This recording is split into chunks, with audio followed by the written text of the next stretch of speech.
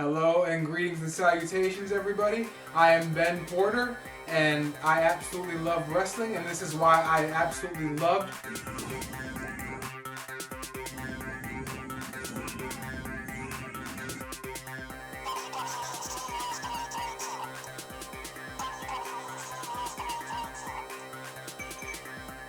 WWE Extreme Rules 2022. Now I'm going to take you through the entire day, starting with the bump and then the pre-show. I'm going to vaguely gloss over those shows to go into the main show. Now the bump show started with Karrion Kross and Scarlett being the main thing going on there as guests, and I think they did very, very good, being as they were on a PG show and they're almost like R-rated characters, kinda, so to speak, if you want to call them that. And I think Kross did tremendous on the mic, being himself and still adjusting to the product. And I believe that even Scarlett did a pretty good job, for her couple seconds that she had on the mic there. So I'm very good. Props to them. Very good job there, guys. And not much really went on in the bump other than the average hype for a pay-per-view. You guys know how that goes. If you're fans of the product, you understand that usually happens. Hype videos. A very good hype video for The Miz, by the way. That was a very good hype video going way back to the real world days. I thought that was cool how they brought that up, and they went far back as far as that. Probably Triple H influence doing things like that. But anyway, the one thing I did notice, though, on the pre-show was that they made a mistake and said Karrion Kross, congratulations, and then rescinded it by saying, oops, that was just a mistake. And now if Karrion Kross wins this match tonight, maybe that will be a coincidence, but if he loses, maybe it'll have nothing to do with it. We'll see what happens tonight on Extreme Rules. After the bump came the pre-show. Now the pre-show had Booker T and Jerry Lawler, as well as Rosenberg and the new, I can't remember his name, I'm sorry. And there was a point where they actually used the words heat and the words released, talking about superstars and about just the conflict between announcers, but still, it was pretty cool to see them actually refer to things as heat and as released, as before it seemed like we never really heard those words before in the pre-WWE, before this era right now. So I thought that was a very, very cool, nice little extra touch on the pre-show. And we had another White Rabbit vignette, which I love the White Rabbit little video game. Oh, I love it. It's just one of the coolest things. It's so catchy. I don't know if it's because I saw it 100 times or because I just really like the music, the creepy music behind it, and just a little hoppy and a and the video game digging, and then the giant light. It makes you feel like you're playing a game when you're 8 years old, but in the funnest way, in coolest way possible. All right, and we are welcoming you to Philadelphia for Extreme Rules, and the fans are going nuts. The atmosphere is great. The graphic is great. The extra little sparks going through the X. I really liked the presentation, the coloring. Everything was pretty cool about this Extreme Rules. Like, it really made you happy to be a fan of WWE and the product. I gotta say that. It just really made you feel like a nostalgia, almost like a WrestleMania, but it was a Extreme Rules, almost referred to as a B show by a lot of people. So it was very strange, and I thought that was pretty cool that they had that effect on me, even it being a B show. But anyway, the first match, we got Imperium taking on the Brawling Brutes. And the Brawling Brutes and Imperium absolutely tore the house down.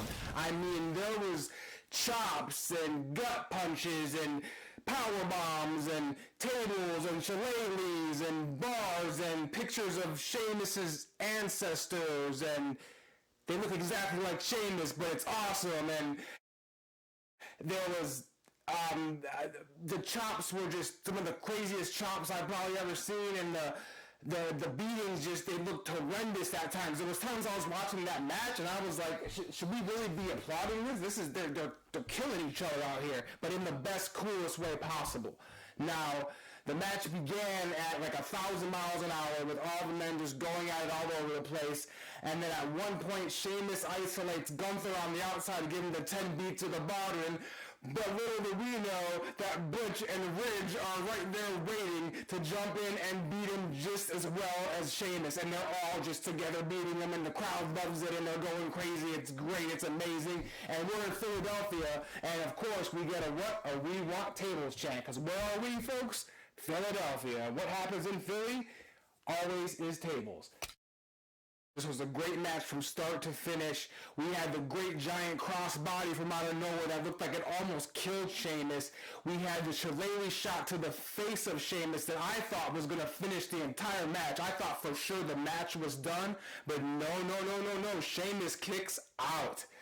And then Butch proceeds to grab Walter's hand, break his fingers. At the same time, Ridge grabs his other arm, and they hold him for Sheamus to deliver one of the nastiest looking shillelagh shots I might have ever seen in the WWE. And I've seen Finley's shots, so that's a pretty hard shot. That still wasn't the end of the match. They continued to go, and at one point I was so invested because they had Walter showing emotion. It made me just be like, how Walter has emotion, and he's holding the arms of his buddies like he's got emotion. And at one point even he was begging off Sheamus, no, don't hurt me. Wow, that was a great way to showcase Walter. I absolutely loved it. Walter needs to show more emotion. It makes him seem believable and relatable, even though he's a heel. It was great stuff. Absolutely 100% loved it. And then it ended with an abrupt bro kick. Well, not abrupt, because there were so many false finishes. I was ready for the match to end like 30 minutes ago, but I loved every second of it anyway. They could have fought forever, and the whole pay-per-view could have went on to that match, could have gone the whole pay-per-view, and I would have still been probably happy with the whole pay-per-view being that one match. That might sound crazy, but it was that freaking enthralling. The match ended with a bro kick to Vinci, 1, 2, 3, and Sheamus actually almost looks at Vinci like, did I kill you? Just making sure I didn't kill you with that bro kick, because even that bro kick and everything else that night was really nasty looking. And Ridge at one point took a power bomb on the outside. It looked like he might have some back problems for a little while. Just great match. I would give it 5 stars all around. I don't know what else to say other than all the men in it performed 100% their job, what they were supposed to do. They did it to the best of their ability. The production was great. The ref was great. The calls were great by Michael Cole and Corey Graves on commentary, who say that they're now going to be announcing every premium live event from here on going forward, which I thought was pretty cool that they're going to kind of set that in stone for you so that you know ahead of time. They're not going to be changing announcers every week or every month out of nowhere. I mean, things can still change. This is WWE. We know that. But anyway, and now we are on to match number 2 of the night. And match 1 just seemed like it was a million miles long. Like I almost forgot about the White Rabbit. They did that bit of a job. I almost forgot about the White Rabbit. But I still am thinking about that White Rabbit every second of my life until they give me this reveal. I need it. After the Brawling Brutes vs. Imperium, we have a quick promo of The Miz talking about him having a birthday celebration coming up on this coming Monday Night Raw. And we all think Dexter Lumis is the mascot, the Philly Fire mascot, Gritty. We all believe that he is Dexter Lumis, but no, he's just a regular mascot, so it appears for now. And that's it basically for that segment. And now we go to Liv Morgan versus Ronda Rousey for the WWE SmackDown Women's Championship. And this was a barn burner, I thought. I absolutely loved it. I don't know what everybody else is saying. I don't really care because I just loved every match of the whole night. But this one I loved just as well. I loved it even more in little ways. It had little subtleties to it that I really enjoyed. I enjoyed the fact that the crowd was really into it and almost embracing the heel side of Ronda Rousey, so that didn't go one way to where everybody was doing the Philly, let's turn on you thing because we don't like you and you're in a weird position against the babyface, you know what I mean? So it was very good. The crowd was almost firmly behind Liv they were pretty much firmly behind Liv the entire time. But they weren't really booing Rousey, so to speak. It was like heel heat boos. They were almost just like booing her just to boo her. But then eventually by the end of the night, she was getting that heel heat, so she did her job tremendously well, I thought. And at one point, there was a spot on the outside where Liv screams in her face and she gets slapped. And when I say slapped, I mean slapped. Like slapped. Like, that was a hard slap. And even Corey Graves on commentary said something to the effect of she's not sure if Liv is okay after that slap. But I believed it. It sold it even more, but I was sold without that. So once they said that, I was like, wow, Liv Morgan might be actually knocked out under there. But she ends up coming back with a fire extinguisher, so it wasn't what I thought it was, but really, really good. You had me there. I really liked how you guys did that. Tremendous job. And then one of the coolest spots after that was when Liv Morgan hit the senton. Before that, there was a lot of baseball bat back and forth, but these hits looked pretty rough. Some of them, there were times where Ronda would swing that bat and the audience would be like, oh, because she's going to kill somebody if she swings that bat like that again. And yeah, she actually might have, because she's a very powerful woman. And nothing taken away from Liv. Liv was swinging her butt off as well. I mean, Liv was swinging for the fences. Liv did not go lightly on her end at all. There was the one spot where Liv threw Ronda into the ring in a weird, awkward, like, neck hit the ring, and I was like, wow, Liv might actually want her to not be alive for a while. Anyway, the women did great. It was an absolutely great, wonderful match. I loved it. I absolutely loved it. Just like I loved the first match, I loved the women's title match just as much. The senton spot from the top, that was probably the highlight for me, because I just loved the way the camera zoomed out and you could see the entire crowd, and the way they just caught her coming down right into the camera. It was a very, very crisp, cool shot, and I honestly, it was a false finish that got me. I thought that was the end. I thought Liv was going to beat Ronda Rousey clean. But then I remembered earlier in the pre-show when they had mentioned that Ronda Rousey needs this win or else she's going to lose her credibility. Ouch, because that's pretty true. And what happened next was Ronda Rousey got the submission victory. Gee in the face earlier, but it was pretty good. It was a pretty good spot. It was just a little strange the way they played it off, but it was good. Like, everyone did a very good job. I wasn't disbelieving anything. It's just some things don't always work. It's live television. That's just how it goes. I just wanted to point out that Ronda's shirt said submission, and she won the match by submission, becoming the new SmackDown Women's Champion. And not too long after that, telling Liv Morgan, watch this expletive, and then leaving the ring and saying bye-bye expletive as well. And yeah, Ronda Rousey's the new SmackDown Women's Champion. Congratulations. The smile from Liv is, I think, the big thing there, because if you were paying attention, which who wouldn't be, because you have to be to not, you couldn't watch the match without seeing the smile. It was right there. And the smile, it told a very cool story. I mean, it could have multiple meanings behind it. The smile could mean, I don't really buy your stuff, Ronda, so I'm going to smile over your finishing move. Or it could be, I'm in a moment of bliss because I'm the SmackDown Women's Champion, and I love this business so much that I'm just happy no matter what, and I'll lose the championship with a smile on my face, kind of blissful, psychedelic kind of thing, like, because she was passed out and she wasn't really there, and I kind of like that meaning more, if that was the real meaning behind it. I mean, who knows? It's WWE. It can be whatever we want it to be, right? I mean, they may explain it on Raw, they may not ever talk about it again. Who knows? Match number 3, Karrion Kross versus Drew McIntyre in a strap match. Now, this match actually, when you think about it, the strap matches are usually kind of like the lower tier matches. They're not usually always the greatest matches, but they're always solid performers in them, so they end up being solid, and this was just that. This was 100% solid. I didn't have any complaints at all about this match. I absolutely loved it. At one point, I believe the fans were almost stunned because they were just so taken back that Kross was dominating McIntyre like he was.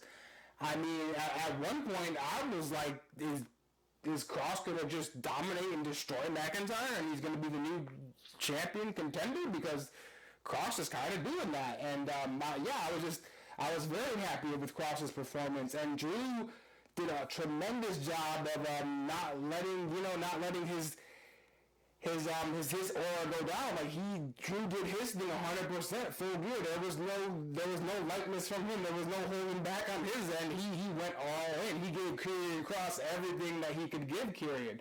It was great. And Scarlett on the outside, the distraction to start the match, and she didn't really pull it too hard because she's probably not as strong as Drew McIntyre, so they didn't want her to fully pull him across the ring, just distract him a little bit, and then Kross stopping a mud hole. And yeah, I really, really liked it. I like the psychologicalness of him not wanting to put it on, of Kross not wanting to wear of him just being like, no, I'm not going to wear that. 3 times I think he said, no, I'm not going to wear that. And McIntyre just, that serious stone cold look on his face, like, I don't want to play your games at all. Like, I'm just going to destroy you in a few minutes. Nothing even matters because I'm going to destroy you, because that's what Drew McIntyre does.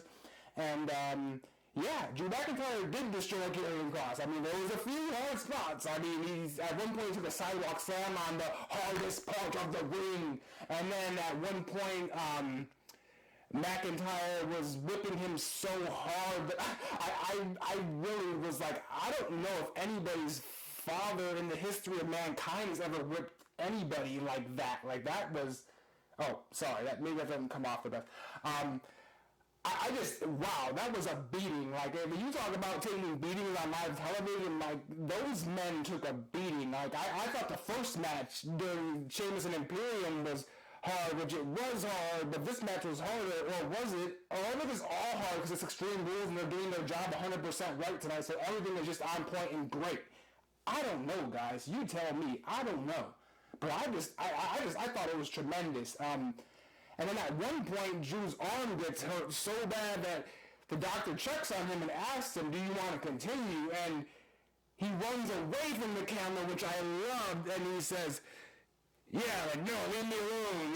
It's just really, really great execution, really believable. I really liked it. It made him look strong. It didn't make him look weak. Karrion looked very strong. There was the one point in the match, I don't want to say this out loud, but I have to say it, where I assumed, I could be wrong, that possibly Drew McIntyre blew up Karrion Kross. I mean, if I'm using everything terminology correctly and if I understand matches. I mean, at one point I saw Drew, he looked like a machine out there, and Karrion looked like he was, it was a lot. Like he looked like he had been through it, and he had been through it because it was a crazy, tremendous match. So I don't fault him at all for that, but it just was a little noticeable. If it was supposed to be that, he was just so good at his job that I just don't know that didn't happen. I don't know. But either way, I love the match. It's another 5-star match. I feel like every match tonight basically was 5 stars, maybe except the main event, maybe it was 4. I'm still undecided about that. I'll get to that later.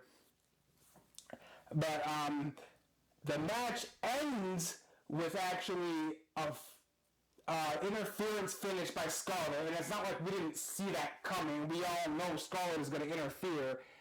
But the fact that she used pepper spray was pretty cool. I don't know if that was because the fireball that they used on a spot recently didn't come out as well, so they wanted to use something similar but easier to deal with, so that's why they used the pepper spray. I'm not sure, but either way, they used the pepper spray, and McIntyre sold it tremendously.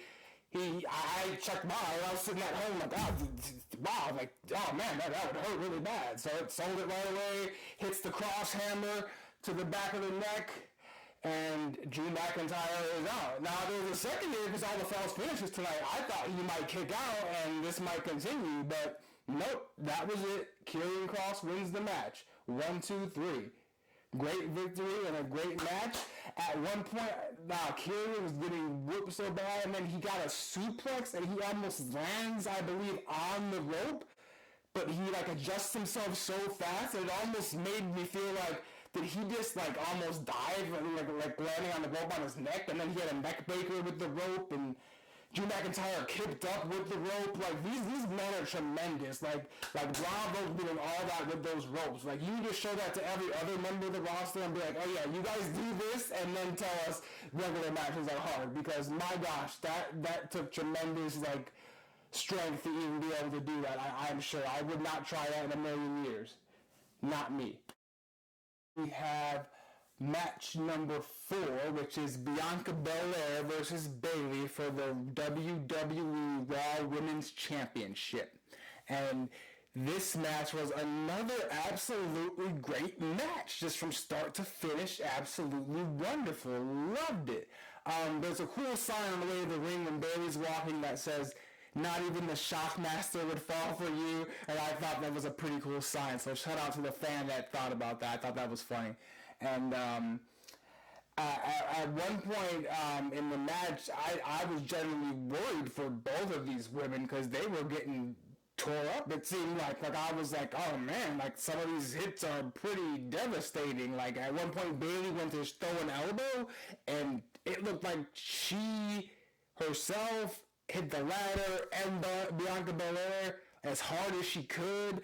I couldn't tell what was worse for wear, Bianca Belair, the ladder, or Bayley. I don't know, but I even felt for the ladder because I'm like, oh wow, that really had to hurt even a piece of metal. We saw about 3-4 KODs total, which was absolutely awesome because the crowd popped every time for every one of them, and they sold them like they were the actual finish, and I actually thought that they were. And the first one I thought it was over because I thought Bayley said she didn't need any help from damage control because Bayley is very, very trustworthy, so I thought for sure that she was not going to lie about that, but little do we know. In comes Io Sky and Dakota Kai, and one of the coolest things I think ever in a long time happened, and it was, remember at WrestleMania about maybe 10 years ago, it was WrestleMania triple threat match for the World Heavyweight Championship between John Cena, Edge, and The Big Show. And John Cena at one point has them both on top, which is truly impressive because it's The Big Show and another. So that's like 6 people on top. And he takes them, holds them up, and they almost get caught on the corner too to kind of steady themselves, just like it happened to Bianca Belair, almost like identically the exact same way. And Bianca Belair did her best. I give her all the ups in the world. You did your absolute best to try to carry them to the center of that ring. You would have done if you could have, but you knew it wasn't going to work out right, and you did the right thing by slamming them down as quick as you could. Great idea, and I loved it. Very good job selling. Just like earlier in the night, there was Liv Morgan trying to get a table in the ring. She couldn't quite get it in the ring, but she kept herself calm, cool, and collected, stopped everything in front of a arena full of Philadelphia fans, and put the thing down and put the table in gently and continued the match without a chant from the Philadelphia crowd. And that's what I like to see. Philly was pretty tolerable tonight. They weren't as wired up as they can be at times. They definitely weren't a one-night stand crowd, let's put it like that. And so yeah, the match was pretty good, very good back and forth, very good storytelling. At one point, Bayley pulls off her knee brace and gets the strap from the knee brace, and at one point she kicks the ladder out. Bianca Belair takes a giant spill, and then Bianca Belair jumps over, leapfrogs off the ladder over Bayley in a show of athleticism. There's a lot of really, really cool spots in between everything here. It was a very, very good match altogether. Very, very believable. The match finished after the double KOD that Bianca Belair hit, and then she hit another KOD onto Bayley. But this time, Bianca once again being a master of her craft, and this is why only certain wrestlers main event and are on pay-per-view cards, because only certain wrestlers can do certain things that are trustworthy. And Bianca Belair is obviously one of the most trustworthy workers in the planet, because when she has Bayley on like this, and the ladders are down there in weird positions like this, she takes her time to readjust. Being in mind, she's been in the entire match and used all her strength this entire ladder match. So they're not machines, people. They get tired. They're human beings. And the fact that she had the wherewithal to adjust and perfectly time it, and I mean, Bayley still looked like she lost a tooth in her mouth. It looked like it was bad. It looked like, oh man, Bayley might need to go to the dentist tomorrow.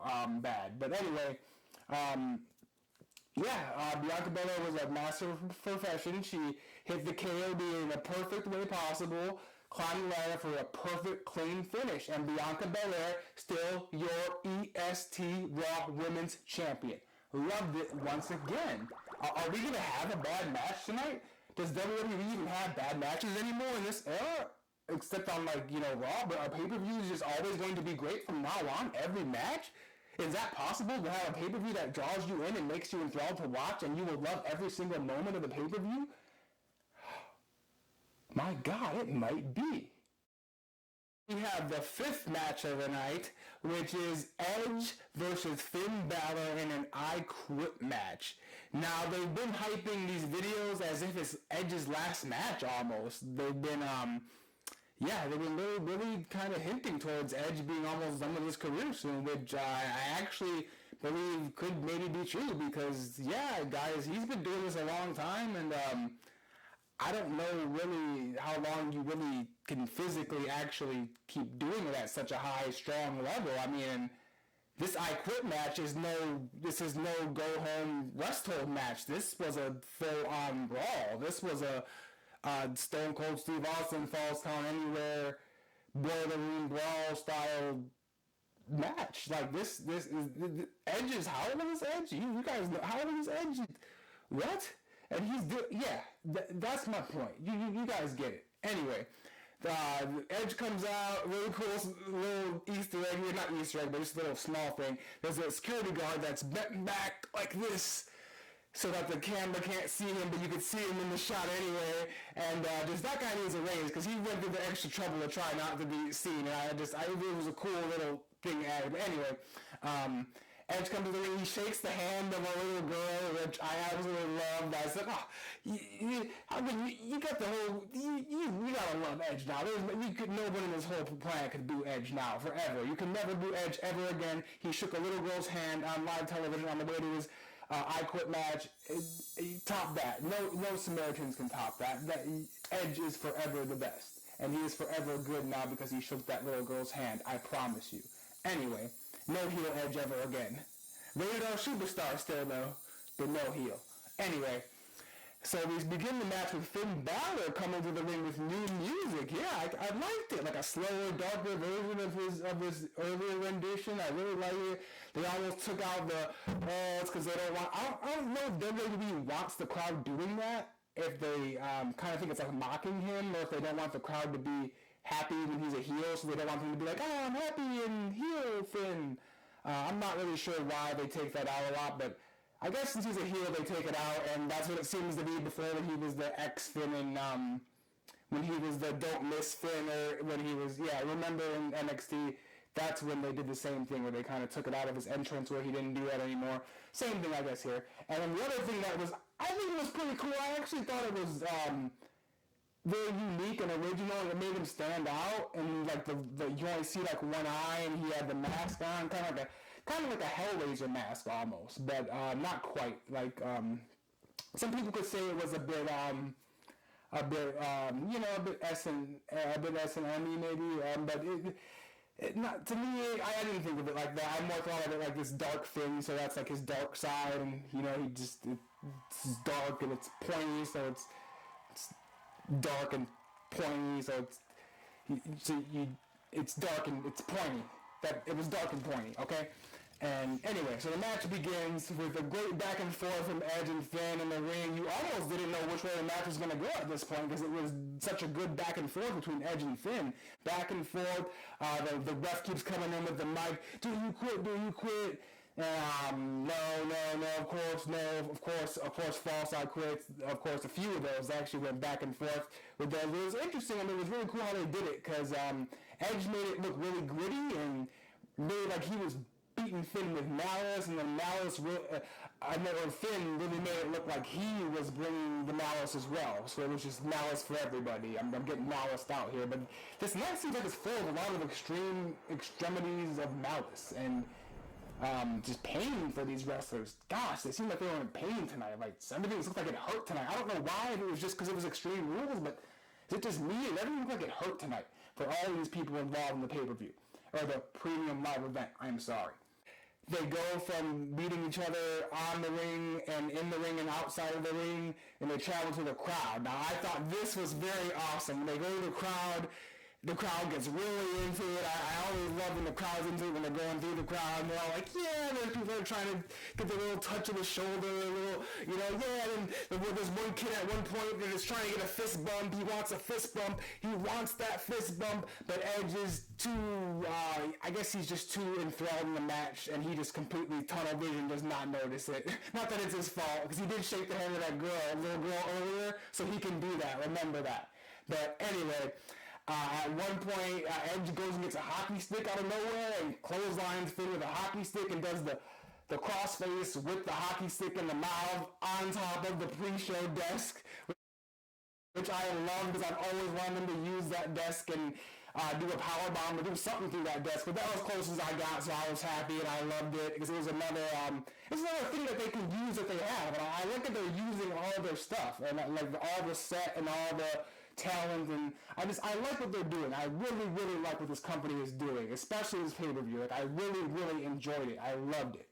And at one point, I was like, Finn is not going to even be conscious by the end of this match. I was like, Finn, I don't know if he's going to make it, y'all. I was like, whew, because he was taking a beating. I mean, at one point, he was getting his head slammed on the steel, and that's the steel. That's where you walk when you go to a venue and you go sit down in your seat. You touch that with your feet. People stomp on that. That's loud. That's hard. That really hurts. Like that's his head. Finn's head was slapped. Yeah, Finn, you took a beating. I don't know if that was like your initiation from Edge, but wow, like you were taking a beating, my friend. Like kudos to you, Finn. Like, oh man, like you might be a star just from that match now. Like, that match might have made you. I don't know. I can't speak for everybody, but I think that match was pretty cementing in my aspect of after that match, I was like, Finn Balor is, I give him all the credit in the world. He's just as credible as any other wrestler in the roster. Period. Bar none. End of story. I said it. Finn Balor is as credible as any member of the WWE roster when it comes to wrestling in any format. And that comes to Extreme Rules, that goes to one-on-one matches, tag match. Finn Balor he's always been there. He's always performed well. He's always been there, and he's finally getting his due. He's finally getting roles that he can run with and be comfortable with, and I really, really like that.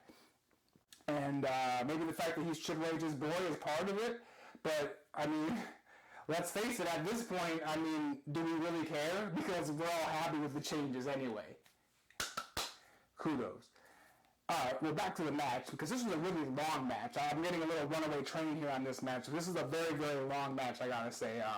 But it didn't go long in the fact where I didn't like it. It went long in the fact that it needed to be to showcase Finn and Edge's hatred for each other and all the things they had been through in the past. But here comes one of the most cool parts. And at one point they were doing a figure four, and Edge is like, get that mic out of my face. And of course they're where? They're in Philly, so of course, yeah, get that mic out of my face. Blue authority, we're in Philly and we don't like any authority.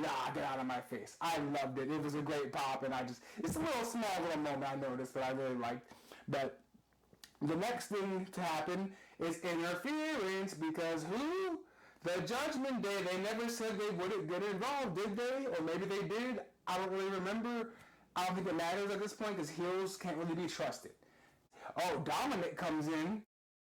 The first thing that I believe happens when the Judgment Day interferes is that Edge turns the tables and he does a tremendous spear through the ropes on the Finn Balor out onto what the commentary refers to as all of Judgment Day. I don't know if that was intentional or if that was a mistake, because it was not all of Judgment Day. Oh no, because Rhea Ripley was lying in the wait to handcuff Edge to the rope. He can't go. He's stuck. He's swiping. He's scraping. He's doing everything he can. He's stuck to the rope. With all of Judgment Day in the ring. And what happens now? They beat the heck out of him.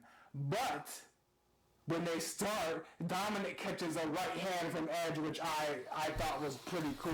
And I don't know what it is. Is it just me, or do we all really enjoy Dominic getting his butt kicked by all these OG wrestlers. Like, I don't know if it's just me, but it seems like that's like the going trend. Dominic's kind of like a kid, and he's getting beat up by his dad's friends. Isn't that kind of like... I don't care. I love it. It's a great story. Absolutely loved it. And then Rey Mysterio comes to the ring, and Rey Mysterio takes a hit from Dominic. And I love the fact that they had Dominic hit Rey Mysterio. Like, didn't we all? Like, oh, the whole crowd is, oh, this man just hit his daddy. And oh, like, I mean, we've all been part of McMahon family drama, so you know we all love family drama. And then what happens next is even worse because Dominic proceeds to go to the outside of the ring and stomp his dad into oblivion. And I mean like 98 Stone Cold Steve Austin mudhole stomps. Like, at one point I was like, wow, you must have talked to your dad and told him, Dad, I'm going to kick you and stomp you as hard as I can just so you know I'm not really meaning it. But I'm going to do it as if I really mean it. So if Dominic did really mean it, who would really know? I don't know. Anyway, Rey's interference does not really help, and things are looking the worst, and it looks like Edge is 100% completely outnumbered until I've wanted all night. It finally happens. This is the perfect time. Edge can't do anything. Judgment Day is here. Everybody else is out. All of a sudden, Beth Phoenix. Nothing against Beth Phoenix, because she did absolutely great. I gotta say, she came in there and wrecked house, and it was believable. The entire audience was behind her. She was destroying the whole place. Like I loved it. I popped for it. But it was just very strange with the night being led up to the White Rabbit thing, and with the return of Bray Wyatt and everything. It was very strange to have like a moment where, or maybe that's what WWE meant to do. Maybe they meant to have the moment like that, so that you would just be wanting it so much by the end of the night that you had to have it. You couldn't go home without it. Maybe that was the thing there. I'm not sure. Anyway, Beth Phoenix proceeds to destroy the Judgment Day, grab a chair, help Edge get back the upper hand and get Finn with the little chair spot, same thing with the hockey stick on the little crossface thing. And when that happens, Rhea Ripley comes from out of nowhere with a tremendous right hand on Beth. And I was like, Rhea Ripley has that big of a right? Oh, no. She has the William Regals. She has the brass knucks, folks. And she takes those brass knucks and shows everybody, look, I just knocked out Beth Phoenix with brass knucks, just so you know, because there's no other way I could have knocked her out, because she is 100 times stronger than me. I admit that. I'm Rhea Ripley. Exactly what she says, word for word on the camera, guys. After that, we then get treated treated like in a bad way. We then get a concerto spot, a concerto tease spot. Now, at the time, I was thinking, they're just not going to do it. There's no way that's going to happen. This is the perfect moment. The crowd is hyped. Nobody else is here to save the day. There's multiple people in the ring to be destroyed by an entity or force of sorts that would just appear out of nowhere, and we would love to see it. And then, no. Edge actually quits because he's very worried about his wife, and he's worried that his wife, Beth Phoenix, is going to be hurt by this concerto, which concertos are definitely to play with. I mean, if anybody here knows about concertos, and you've seen past videos, or you've watched some of the really bad chair shots of WWE, and you know concertos are nothing to play with. Concertos can be very, very dangerous. You have to be very, very good and know what you're doing to perform that move without the person permanently not getting up anymore, as said by, I believe, Michael Cole earlier in the night. Permanently, he said these men want to go till they permanently can't get up anymore, of the sorts, and that pretty much believes they want to go till they Edge was very, very convincing in this. I actually was like, is somebody going to run out there and help them? Because, this is dangerous. And, Edge quits. And the winner of the match by quit and by submission, by forfeit, whatever you want to call it, is Finn Balor. So congratulations, Finn Balor wins an I Quit match against Edge. He gets the victory, not clean, because it's pretty dirty, but he gets the victory over Edge. Now that's, I gotta give it to him. Congratulations, man. And yeah, then they hit Beth in the head anyway with the steel chair. And then I was kind of like, I mean, I like the athleticism you just showcased and everything you just showcased about you just took a beating, but now you just, and it was a nasty looking one. I mean, it was pretty. I mean, Rhea is nothing to play with. I mean, she is. I mean, we haven't seen her wrestle much lately, but I used to watch all her matches a long time ago, and there was times I watched her matches where I'd be like, she might be one of the most scariest women on the planet. I mean, but in the coolest possible way. And yeah, she whirled that steel chair. I mean, I was worried, and then at one point, I believe even it almost seemed like they told Beth, like, you gotta move your fingers a little bit, because her fingers were upside down, and she was not moving. She was cold. It seemed like it was very chilling. The perfect time for a White Rabbit reveal to destroy these terrible men who just did it. No, not yet.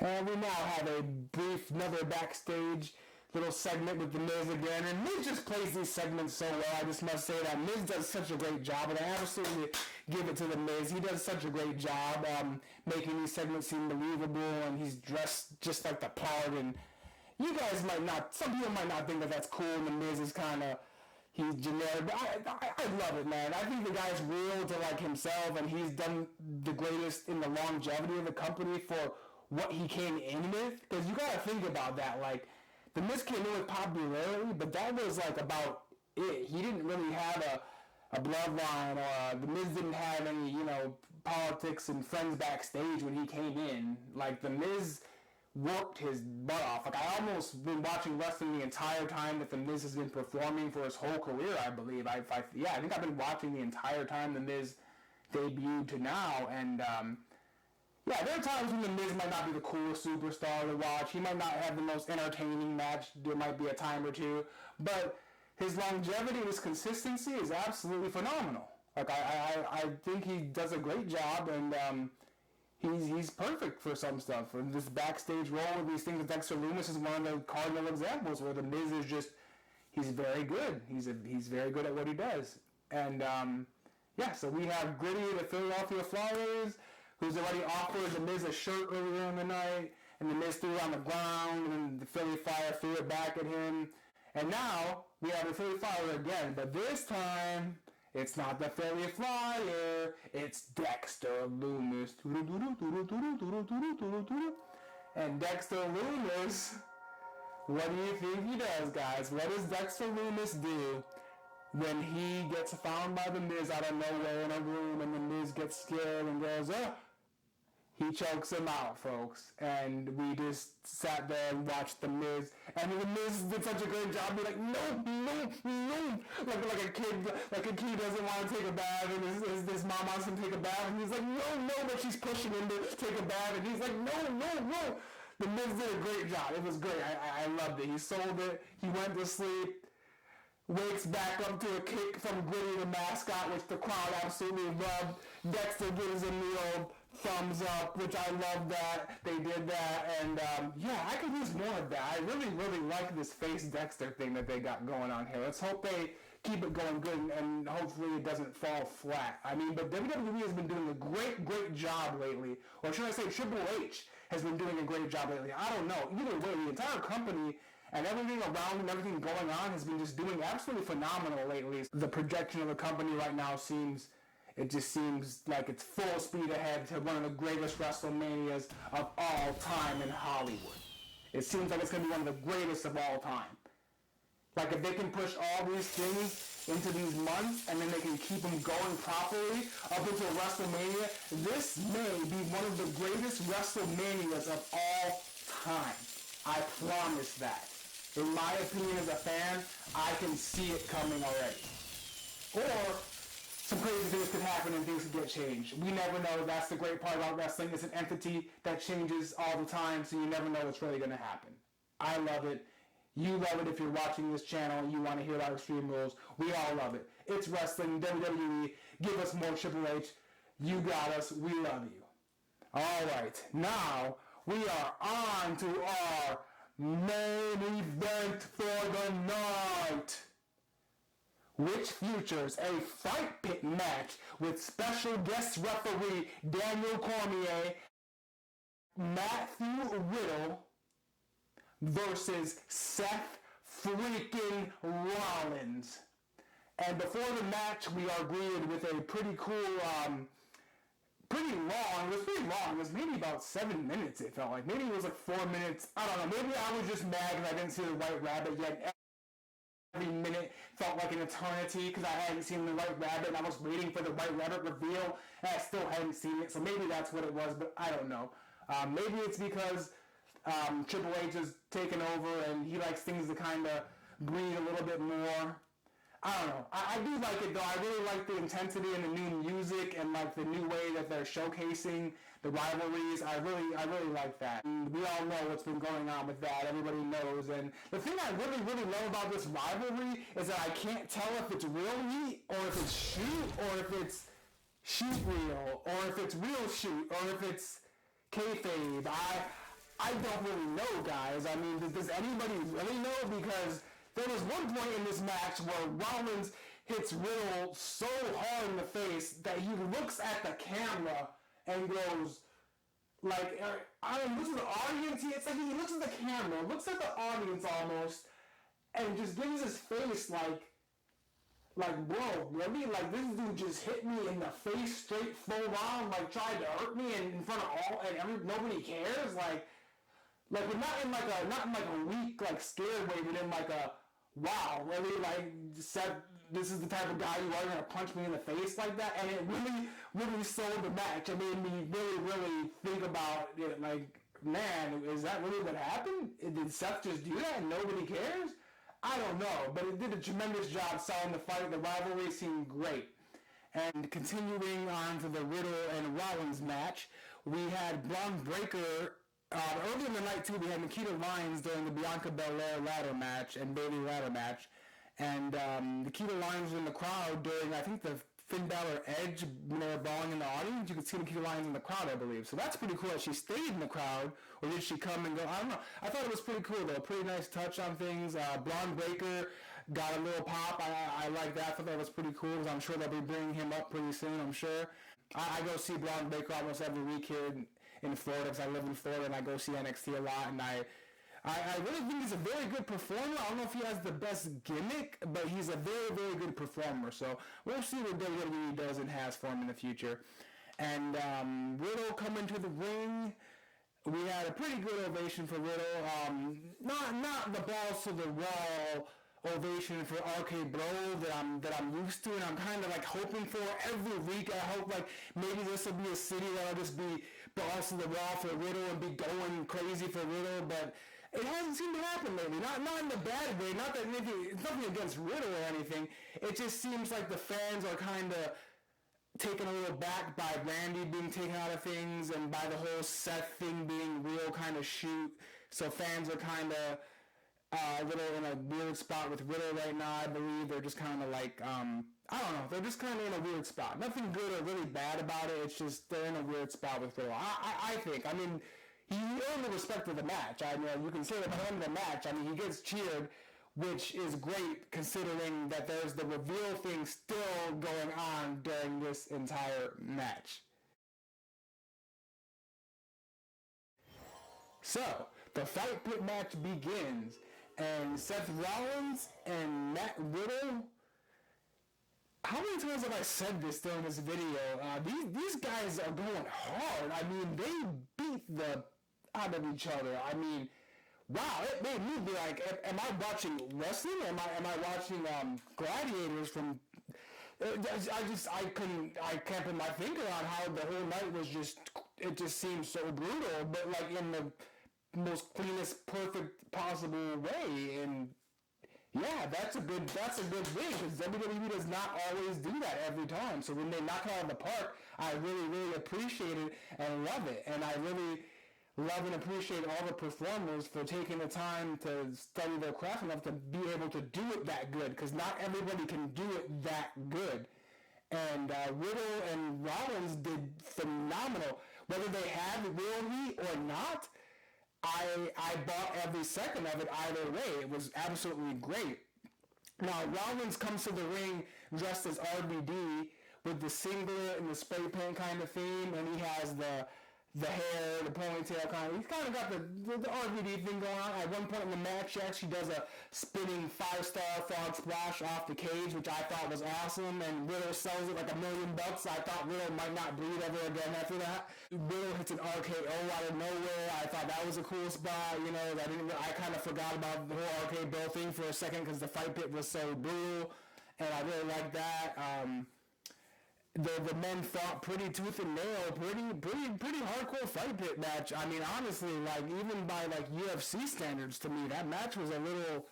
There was times, like I said, when Riddle, that one forearm shot. Go back and watch it and tell me if that one forearm shot, and you'll know what I'm talking about. If you've seen the match, you'll know exactly what forearm shot I'm talking about. But that forearm shot from Seth to Riddle and his face it's priceless. And I gotta give it to Riddle 100%. Like, Seth, you did a great job, but Riddle, he took a beating and he just kept on going.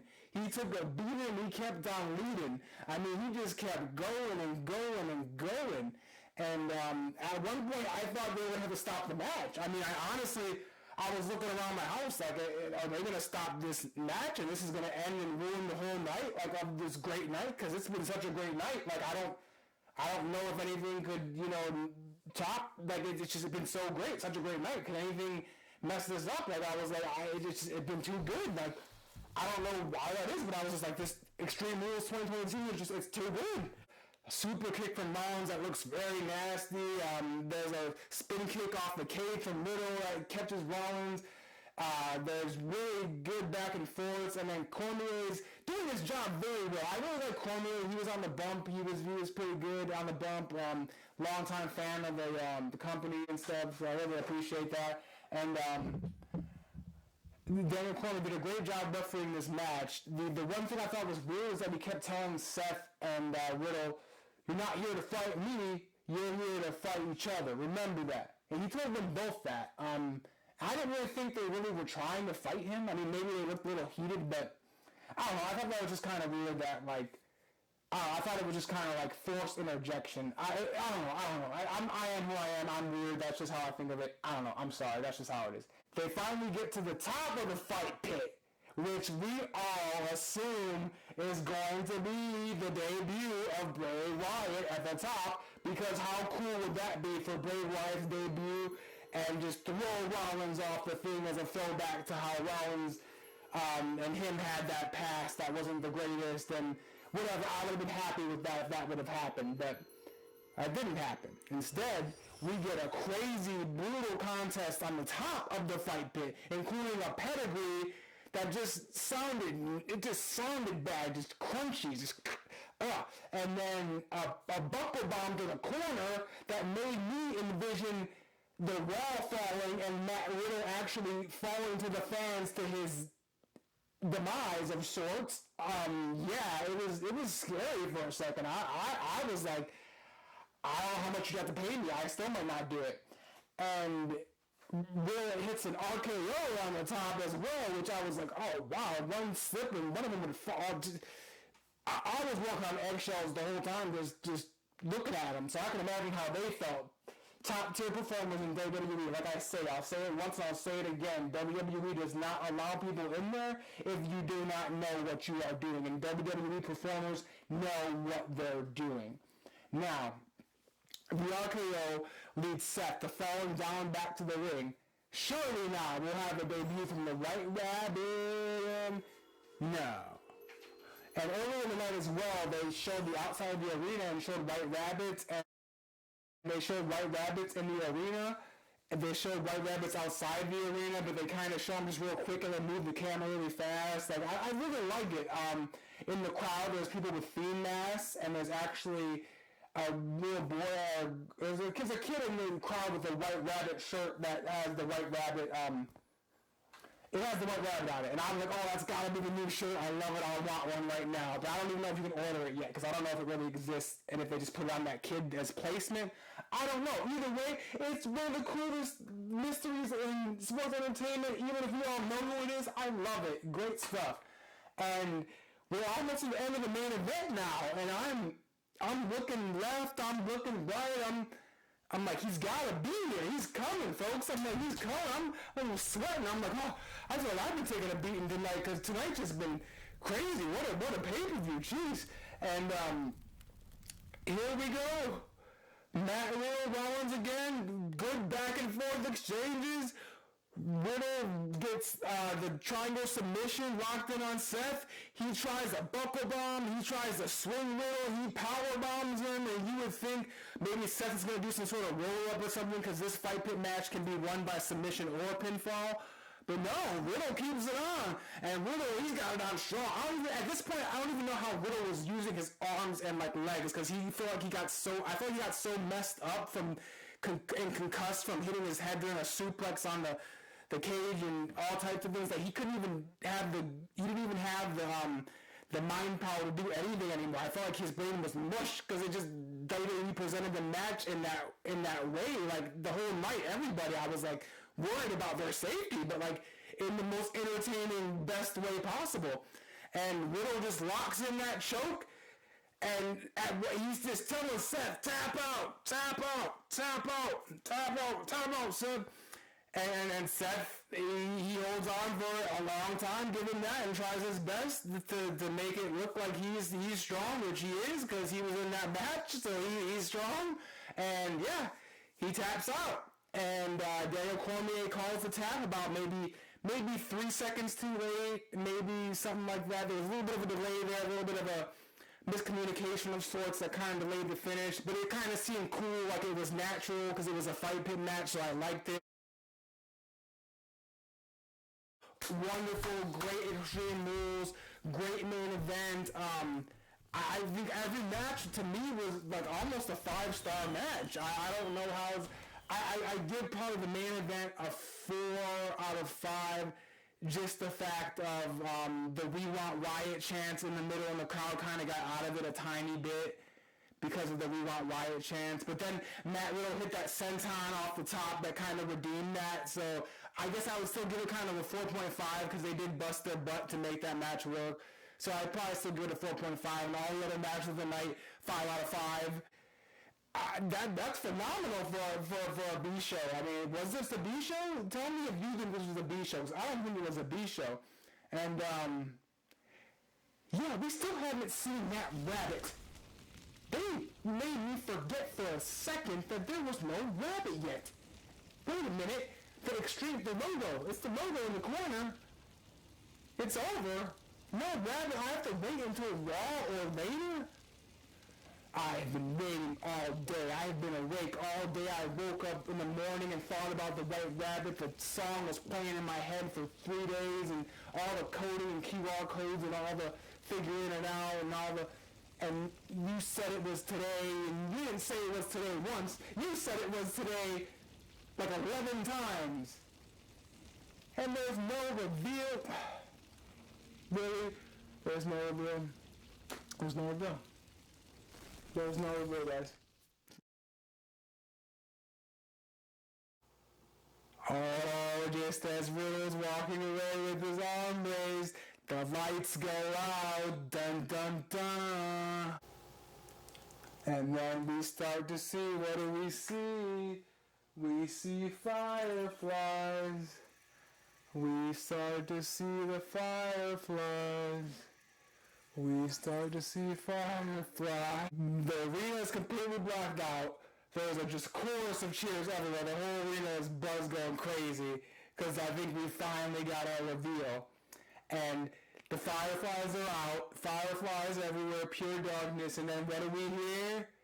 He's got the whole world In his hands, he's got the whole wide world. In his hands. Almost exactly like that in that tone. And very creepy and scary, but like the coolest way possible. Like, the entire arena loves it, going nuts. Then they start to show spotlights, and one spotlight, and who's that one spotlight?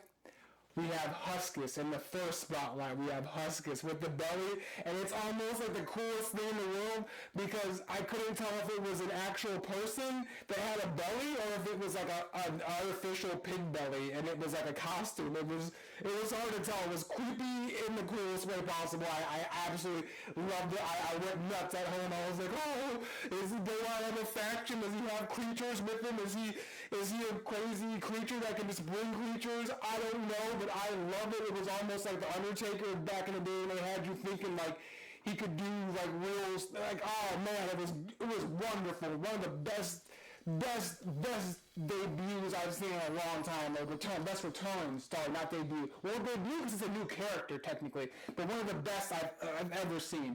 And then after Huskus, we go to Mercy, and we have Mercy there, and then we have the Rabbit, which is Mercy is kind of moving and looks like a person. Kind of looking around. I thought it was pretty cool how they did that. Almost looks like Grayson Waller was playing Mercy for a second. Maybe he was. I don't know. And then after Mercy, who do we have? We have the Rabbit. And the Rabbit is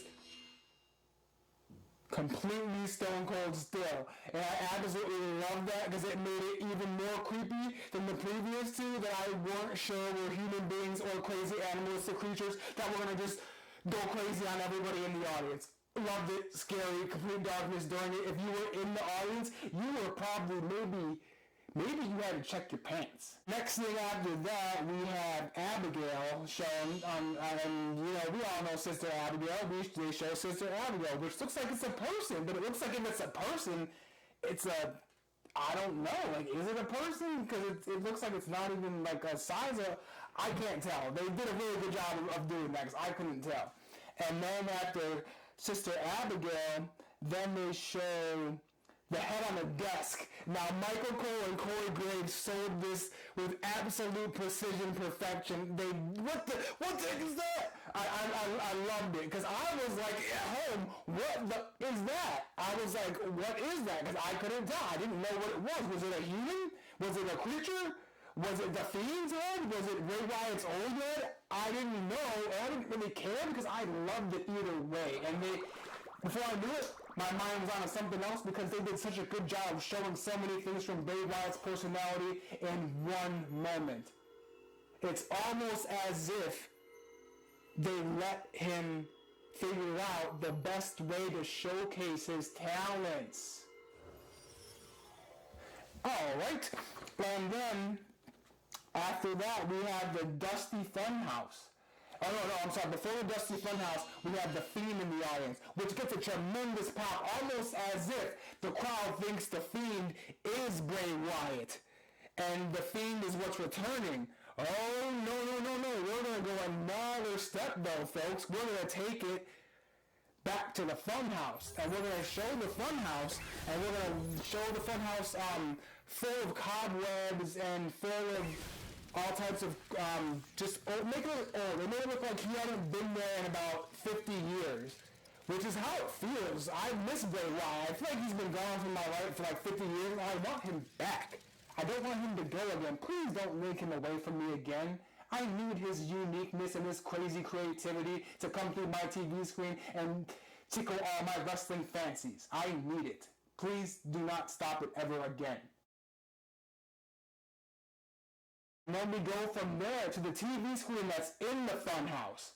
Now the TV screen in the Funhouse, I don't know if that means as if we're going back to the Funhouse and now we're viewing a program within the Funhouse because the Funhouse is no longer like relevant. I don't know. I'm not Bray Wyatt. I'm not WWE, so only they know that question. I don't know. But the questions are there, and it's making me want to watch Raw already. I want to watch Raw right now. And this is a Saturday pay-per-view, so I can't even watch Raw for like 2 days, so I'm like, Raw. I need to watch Raw now, guys, now. So what happens now is we have Bray Wyatt's face on the TV screen, completely muffled. You can almost not tell what he's saying. At least that's what I thought the first time I saw it. Then I ran it back, and I realized he's saying, "Who killed the world? You did."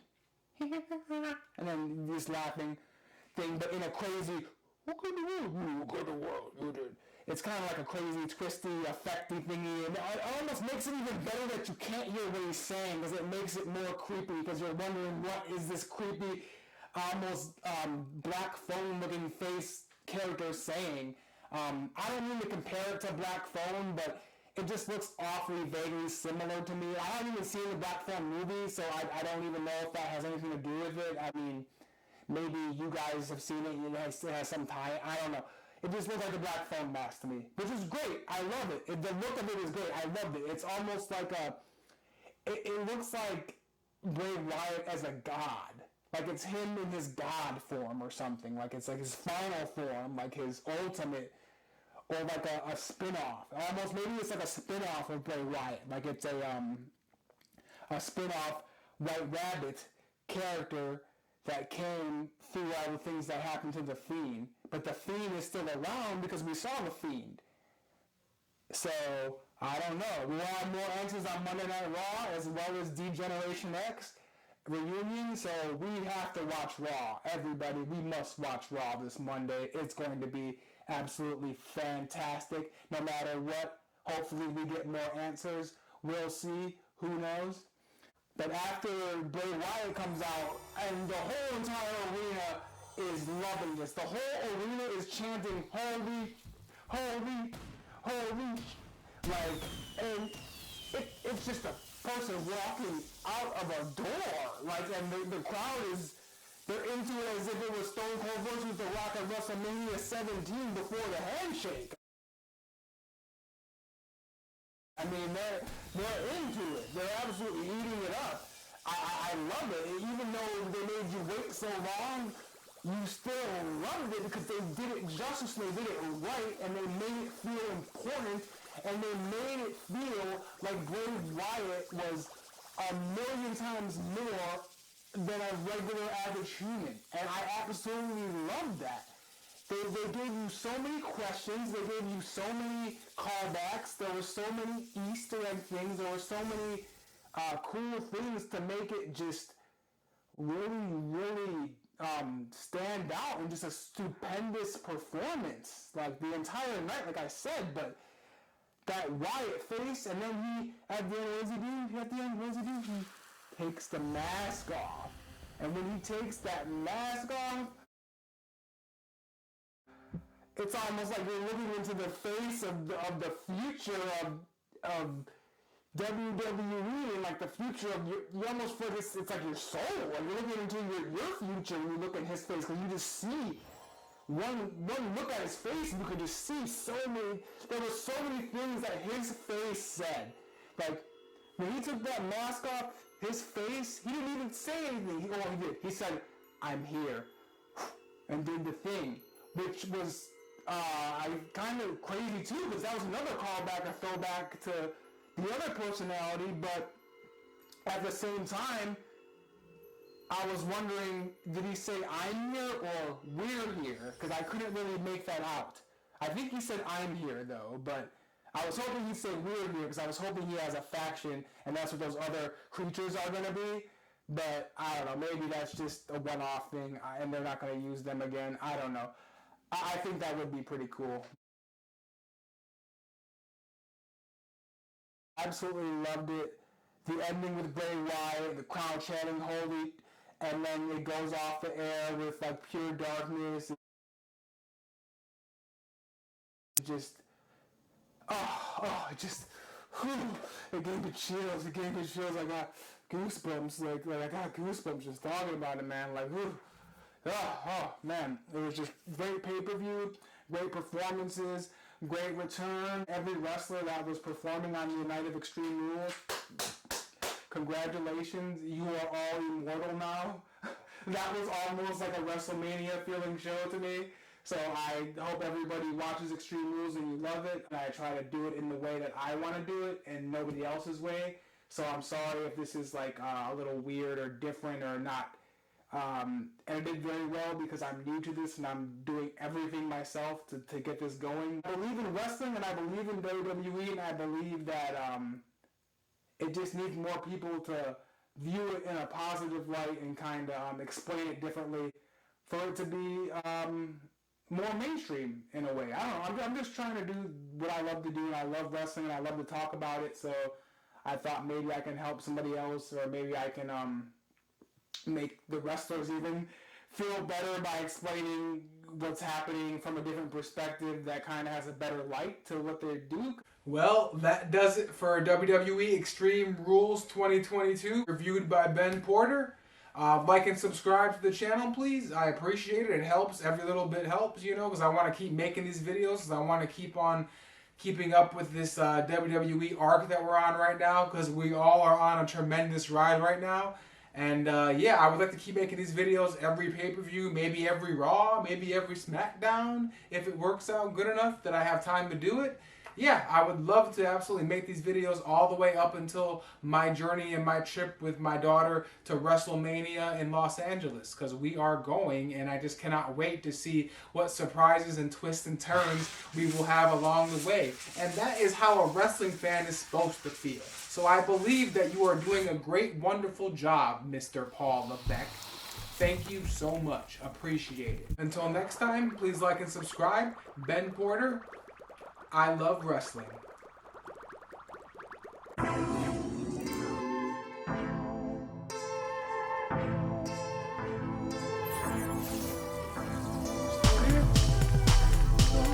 The brain is one of the greatest things you can create in your mind. You can let anything you want there and be gone with it. Go entertain yourself.